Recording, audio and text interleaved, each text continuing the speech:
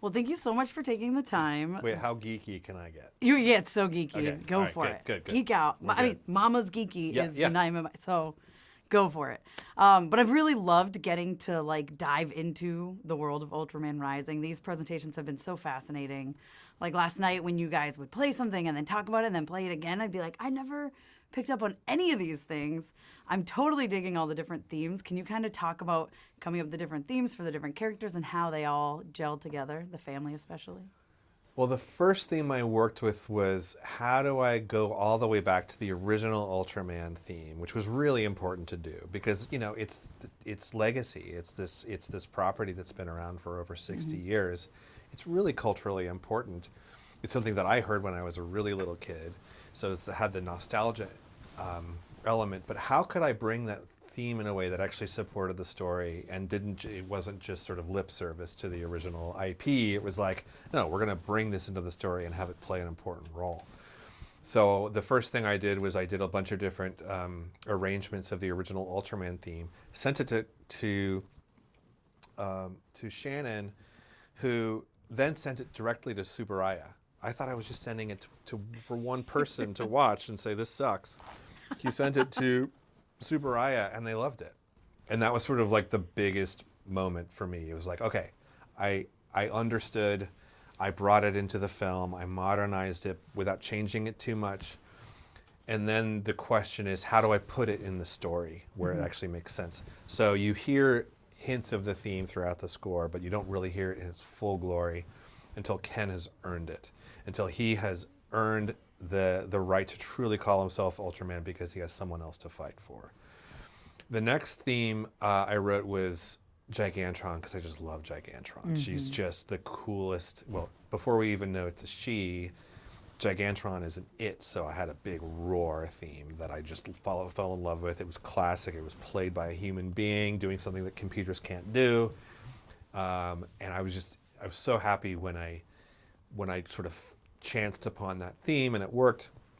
But it then has to become really emotional because it is a she is a mom who's dying to protect her daughter. And you realize all of this within seconds of this really fun but violent dogfight that's like popcorn, fun action movie. And then all of a sudden you're like, why am I feeling these things? It's because you're seeing something really profound. And that theme had to work in both ways. The reason why I got so obsessed with themes on this and why I got obsessed with this idea of having a sort of a web of interconnected themes, which I'd never heard about doing and I've never done personally before, but I felt like it was necessary because there were so many ideas about what the score should be coming largely from Shannon. I mean, he pitched orchestra with 8-bit as part of his initial pitch to Netflix, which got greenlit, so I got to do that. And then he was like, Tim Henson, let's do it. And then it was like, Pocket Miku, this Japanese vocal synthesizer. Sounds like Emmy. Okay, we'll do that. So I was just like, this is insane how many different, elements we're bringing in. And I wanted to bring in a lot of the Japanese influences in the percussion and improvisation. And I wanted to bring in, the harp. So the idea is like, okay, I need to pare everything down and really, really simplify. So that's why I wanted, like, what if I had themes where the difference between the family theme and the antagonist theme for Dr. Onda, what if it was just the second note was lowered by one semitone, the smallest possible difference in music, so that it all is sort of this shared DNA and it's all simplified and something that people can unconsciously track, even if it's not something you notice. I feel like in the end, if a movie is working, it's because there are a bunch of nerds like me overthinking everything. If by the end you kind of empathize at the very end with Onda, like I think, okay, some of that was me working really, really hard to set that up, right? Yeah. So if my music works, it's because, I do a million of these things to make sure that you guys just sort of enjoy the ride. I know. I mean, I can't wait to go back and watch the whole movie again and listen to everything because I know, just in the stag, I was like, man. Well, here's something to listen for. Okay. The scene where Ken is sacrificing himself at the very end of the final battle scene, he realizes that Onda is about to self-destruct and take everyone out with him. the music that plays, that scores Ken's sacrifice, is Onda's theme, not Ken's. Oh. The reason I did that is I want to unconsciously influence you. Guess what? You know who is also sacrificing himself for the greater good, he believes, is Onda. He is sacrificing himself, and also not just to save Tokyo, but to reunite himself with his wife and daughter. I mean, I'm getting chills thinking about it, right? You're gonna make me cry. It's a really tragic story. And because the story is, you know, these guys are so good at telling stories, I felt like I had a little bit of flexibility to say, okay, everyone's all in for Ken. Yeah. I can actually say, what about Onda? You know, with the music. So that was one of my favorite, you know, moments to be able to do. I can't wait to hear that. Yeah, so listen for Onda's theme. Oh my gosh. Yeah. One part that always makes me cry, it's the part on the poster, of course, is, you know, as the skies open up, like, can you just talk about finding the exact right score for that? Huge. So this started off as concept art, and this looks a lot like that initial concept, which I love when an animated movie actually looks like the concept art. So Sun Min In, this incredible art director that we worked with, it was one still image. I've never composed to a still image before, but because I started so early in the process, I was just looking at our art, composing to that, and eventually some storyboard. But that was kind of one of my ways in, and I didn't realize that, again, like, we don't notice everything. I didn't notice that she had made, and it might have been her, it might have been Shannon asking for it, but there's something about the moon and the stars that look a little bit like, you know, hanging above a crib. And just that magical moment as a dad myself, like, bonding with your child and also being way over your head. Yeah. Like, it was a feast. So this was a huge scene to focus on. It's the scene, of course, her mother has just died. Gigantron has just died right before being born. And that was the first, I'd composed a lot of kind of conceptual sketches and developed a lot of themes, but this was the first scene that I composed, just with art and storyboard. And what's amazing is that it worked, and that what you hear in the film today is what I composed 3.5 years ago. It didn't change at all? Almost not at all. Other than live players and all that stuff, yeah. It's pretty much identical, yeah. That's impressive. Well, thank you so much. This has been amazing. You're welcome. Just best of luck on the awards circuit. I feel like... We'll see. I hope. I have my fingers crossed for you, because I love this. I think it's beautiful, and I want a Thank sequel. So, Thank you. Would you come back for the sequel? Are you kidding? I mean, I've already composed for it. Right, exactly. I love it. Thank you so much for your time. Thank you so much for taking the time today. Oh, no, it's a pleasure. It's so fascinating to learn more about the world of Ultraman Rising, a movie that I absolutely loved when it came out. Thanks. But I've got to talk about the fact that this came out and immediately the internet was thirsting for Ken. Oh, yeah. It was all over the place. Were you expecting that? What was your reaction to that? We were kind of expecting it because obviously we'd seen Ken for probably like 2.5 years at that point. There was a lot of like thirsting internally in the ILM team for Ken. Everyone loved Ken. There is a Ken calendar that the production made at the end of it, which is brilliant. And it just shows off Ken's, like, you know, beauty in 12 kind of monthly episodes. But yeah, no, Ken was such a great character to bring to life, and you know, obviously has this amazing kind of like style and physique, and just great amount of costume design. We had so many different costumes for Ken as well. He's always incredibly well dressed, and yeah, we knew we might slightly blow up the internet. It was either going to be Emmy or Ken. Actually, it was both. It was both. Yeah, it was both, and we kind of blew up the internet on like both accounts, which is great. Yeah, I mean, one of my favorite shots. There's so many incredible shots in this film, but the one on the poster, right? Yeah. He picks her up, or she hatches, and then the skies literally part. And like, as a mom, I was like, "Yep, I totally get it." Yeah. And then right back into the chaos. Yeah. But can you talk about that shot? Because I think it's so powerful, just what was created and done there. Yeah, what we really wanted to do was to create these moments where we were visually showing an emotion.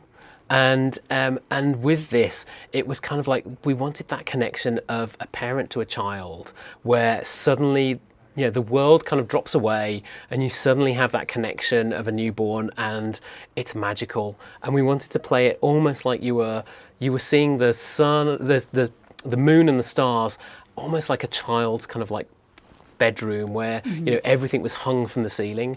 Actually, it all stems back to the original artwork by the art director Sunmin. And Sunmin had created this beautiful concept which had these elements in there. And we were looking through her Photoshop file one day, and we kind of went, well, why don't we just use the elements she's already created? They look fantastic. We can dimensionalize them. We can kind of hang them in the backdrop and put them in depth. And then we were thinking, okay, well, that's great, but how are we going to get in and out of this moment? And the rest of the sequence, what we wanted was to have this sea fog, to shroud everything in, to make it feel slightly claustrophobic, so that as Gigantron dies, you have this kind of very quiet, very kind of like solitary moment. And then, as Emmy is born, we kind of almost like the theatre curtains, the fog moves back, revealing this kind of like magical moment. And then as soon as you hear the helicopters on the horizon, that's reality, and the fog just comes in again, and Ultraman turns, and then it's back to the real world. And it was so beautiful. We spent a long time trying to kind of get the pace right, just so it flowed, and then when it worked, it was just magic. It really felt perfect. I mean, it's beautiful. It's absolutely, I tear up every single time I watch that scene. It really, really resonates with me.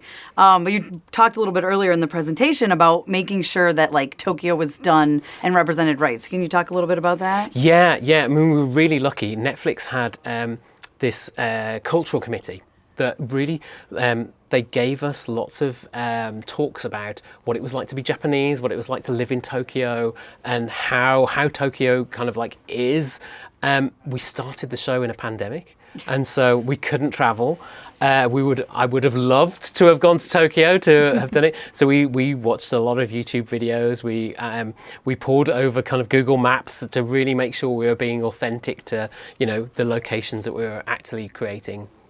But also as well, we were making sure that everything was kind of given back to the cultural committee to check. So, you know, we were making street signs, street furniture, and it was going into the cultural committee, and they were giving us tweaks and saying, well, you know, this one's not quite right, you know, let's re. And we were making sure that every detail was actually authentic to Tokyo streets and the different areas of Tokyo as well. Well, maybe for a sequel, you can go to Tokyo. And I would love that. That would be fantastic. Sign me up whenever. Fingers crossed. Yeah. And then I do want to talk about, obviously, there's been many iterations of Ultraman.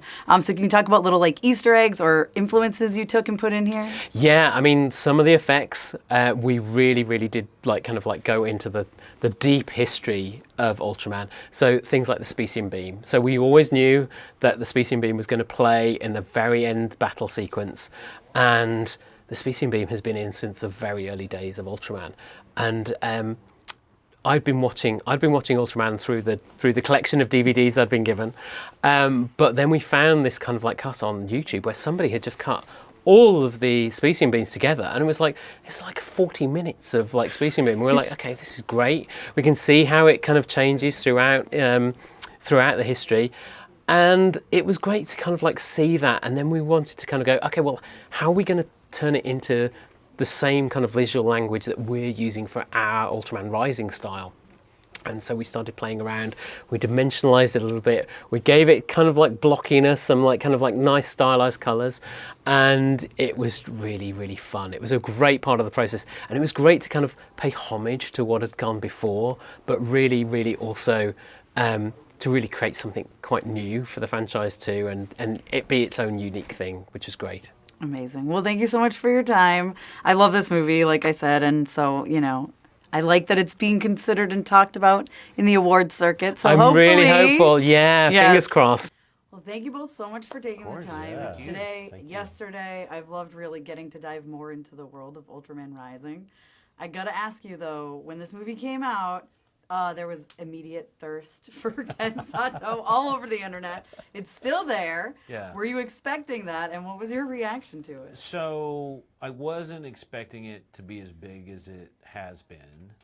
We tried to make him as sexy as we could. Mm-hmm. And when shots started coming in, one of the first things I called out, because there's that shot of him in the ice bath, there's a shot of him in the bathroom, and I'm like, release those shots. Release those shots. And even from the beginning, I was like, you know, we got to make and we made it for the crew. We have a sexy Ken calendar. You do? Yeah. So we made it for the crew. We made a Ken calendar.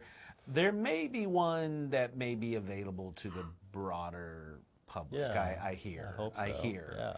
So I feel like there'll be a high demand So for that. yeah. So there may be, but I never expected it to be as big as it is. Like my daughter overheard friends talking about Ken, who didn't know that I made the movie. So that was pretty crazy. I love the banter that was happening at the studio against other films Yeah. being made there. Yeah, no, we have the thirstiest character. No, we have the thirstiest character. So, I feel like you guys win, by the way. yeah, we won. By like Yeah, a yeah. fair amount. Yeah.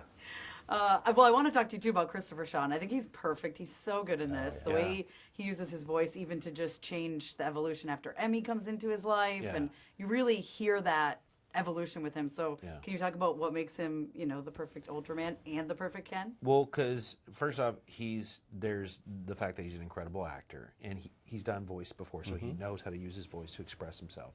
But he's just a lovely person. His personality, yeah. So you got to have when you have a guy that's got his issues at the beginning, where Ken's got his ego. He's a selfish guy, and you got to have somebody who's as sweet and charming as Christopher to be able to deliver those things and still be appealing. So I can't say enough great things about Christopher, about Tamlin, Getty, Amazing Keone, cast. Julia. Yeah. We really were lucky with the cast that we got for this film. Yeah. I love the shot. It's on the poster, but in the movie, just as soon as Emmy is born and the skies open up. Like, can you talk about the significance of including that? Yeah, the idea was Ken is not expecting this. He never thought he would be a father. In fact, he doesn't have a great opinion of his own father. But when you experience what it's like to see a child being born, it's a crazy experience. And you could never define it in words. You could never define it in writing. So how do we show it? And let's create visuals that show what that feels like. And then the moment is gone, because then reality pulls you back in, as it often happens, being a parent. So, yeah. Yeah. Yeah, I mean, the call to action moment, and we had that early development piece that really won the license holder at Tsuburaya, and for me to be able to board that sequence and to be the one to help visualize this beautifully written script, and just land that part, that pace it in a way that will land that magical moment, was great, and it just helped solidify the tone of the film and where we were going for the entire that helped inform the crew and just kept elevating from that point on. Okay, perfect. Yeah, as a mom, for real, that part makes me tear up every time, because I'm like, I get it. Like, that's what it's like when your child is born. And now I've watched this with my two daughters, and this is, their first and my first introduction to Ultraman. But then immediately we were like, okay, we need to absorb all the Ultraman stuff. So what does it, mean to you guys that this could be the introduction for so many people? That was part of the intent, I loved this character when I was a kid. And it always stuck with me. So I was like, if this film can get people interested in the others, as I did whenever I had more access to it.